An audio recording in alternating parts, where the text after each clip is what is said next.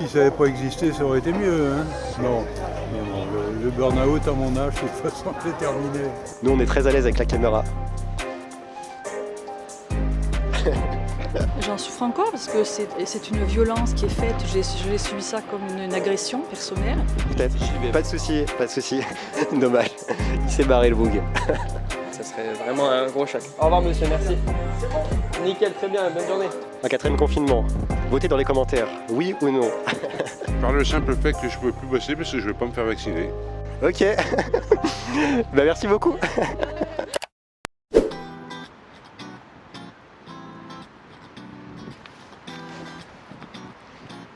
Ah, les confinements. Vous en voudriez pas un quatrième?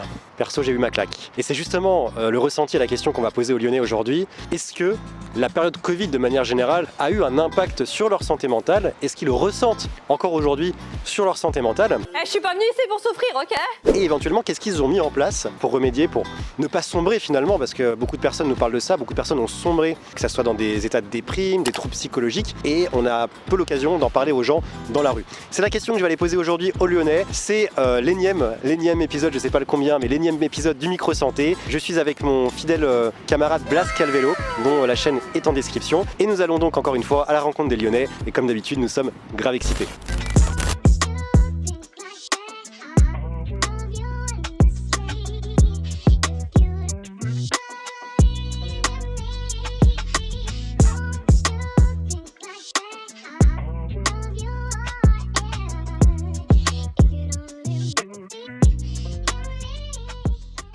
Et on demande aux gens, est-ce que les confinements ont eu un impact sur votre santé mentale? A priori, non. Tout va bien actuellement, vous ne ressentez pas... Et durant le confinement, est-ce que ça a été quelque chose qui... Est-ce que vous avez ressenti des choses au niveau mental qui étaient différentes de d'habitude? Bonjour madame. On fait une enquête et on pose une question aux gens. Est-ce que la période Covid a eu un impact selon vous sur votre santé mentale? Tout ce qui est autour du confinement, vaccin... J'étais obligée de démissionner de mon travail. D'accord. Ça a changé ma vie, complètement. Alors oui et non. Je pense pas, non. Vous n'avez pas eu le Covid? Non, faut que ça dure. On pose une question aux personnes, on demande est-ce que la période Covid a eu un impact selon vous sur votre santé mentale? Ah bah oui, forcément. Par le simple fait que je ne peux plus bosser parce que je ne vais pas me faire vacciner. Est-ce que la période Covid a dégradé votre santé mentale? A priori oui. Dégradé votre santé mentale. Vous êtes sûr? Après, est-ce que les confinements, la pression de certaines choses par rapport au Covid? Ça m'a dérangé, quoi. Mais au niveau de ma santé mentale, je pense être équilibré encore comme je l'étais avant. Allez savoir. Un quatrième confinement. Votez dans les commentaires, oui ou non. Dans un sens, santé mentale oui, parce qu'on s'est je pense, regroupé avec la famille pour la majorité des personnes, donc du coup ça a, je pense, un peu consolidé les liens. Aussi par rapport au travail, parce que la plupart des personnes, on dit dans un premier temps, bah, ça fait plaisir de ne plus travailler, sauf qu'après on s'est rendu compte à quel point ça peut être important pour la routine. Ouh là là, c'est la décadence. Votre enquête est sur le mental, j'ai l'impression. J'ai une chaîne YouTube sur la santé mentale, Ouais. burn-out, dépression. Non, le burn-out à mon âge, de toute façon, c'est terminé. Et aujourd'hui, presque 2 ans après le premier confinement, comment vous vous sentez? Est-ce que vous pouvez dire que ça va mieux, que vous en souffrez encore? J'en souffre encore parce que c'est une violence qui est faite. Je l'ai subi ça comme une agression personnelle. Ce qui te faisait le plus peur, toi, c'était plus ta santé mentale ou c'était plus te dire tiens, je vais peut-être perdre mon boulot, je vais peut-être être avec mes proches, tout ça? Non, c'est vraiment après, je pense. Quand on a déconfiné, que je me suis dit ah ouais, à quel point ça faisait du bien et à quel point ma santé mentale était un peu impactée, même si je ne me rendais pas compte sur le moment. Et ça va péter. Bon, en attendant, on va acheter un petit pull. On est vraiment des aventuriers, on va partout, on ne s'interdit rien. Bientôt, on va aller dans les piscines municipales. D'accord. Est-ce que durant votre vie, vous y êtes senti proche ou pas du tout? Du burn-out? Du burn-out ou d'une forme de pression mentale, dégradation sûrement, mentale?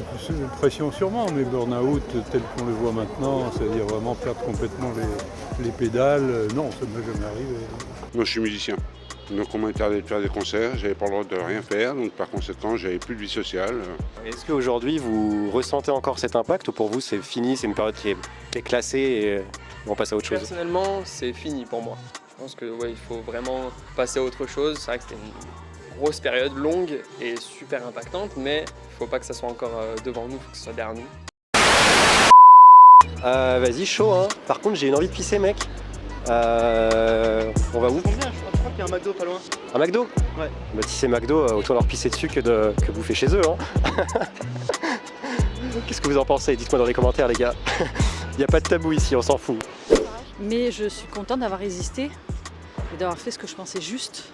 Contente d'avoir développé une forme de résilience, peut-être, ou de... Oui, complètement, oui. Bah, déjà d'avoir résisté, d'avoir dit non, on ne me forcera pas à faire ce que je ne veux pas faire.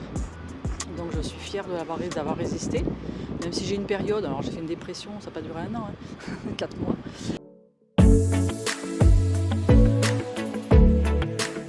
On peut dire donc que vous souffrez encore de cette période Covid sur le plan mental, moral. On va pas aller dans l'exagération, mais ça a eu un impact quand même, ouais. C'est pas quelque chose qui a été anodin, on va dire. Comme ça l'a eu, je pense, sur toute la société, de toute façon, parce que se retrouver subitement contraint et forcé de se soumettre à des idées qui n'étaient pas forcément épousées par la majorité de la population, c'est compliqué. Pour tout le monde, je crois.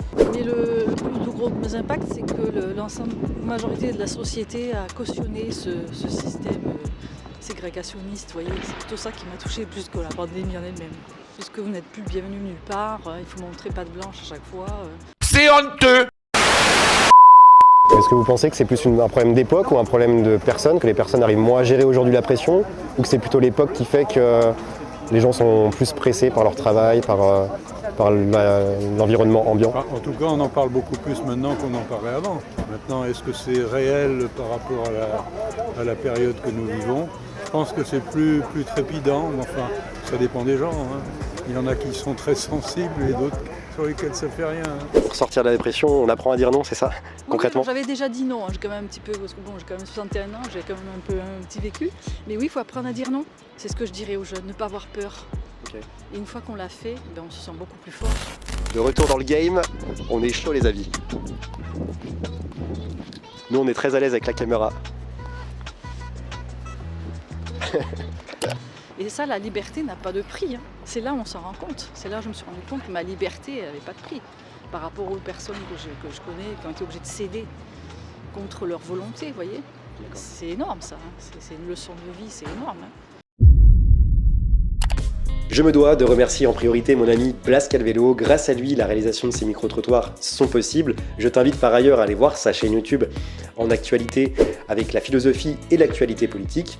Le lien de sa chaîne est en description de cette vidéo. Et comme tu le vois à l'écran, d'autres épisodes du Micro Santé sont déjà tournés, 3 épisodes.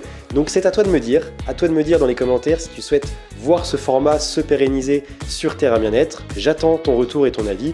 Et si c'est ok pour toi, j'enverrai les prochains épisodes du Micro Santé. Je te laisse donc t'abonner à Terra Bien-être, à mettre ton pouce bleu pour soutenir ce format et je t'annonce qu'il y aura une grosse surprise dans la prochaine vidéo. Raison de plus donc de cliquer sur le bouton rouge en bas de ton écran. Je te souhaite de bien prendre soin de ta santé mentale et comme d'habitude, reste au vert.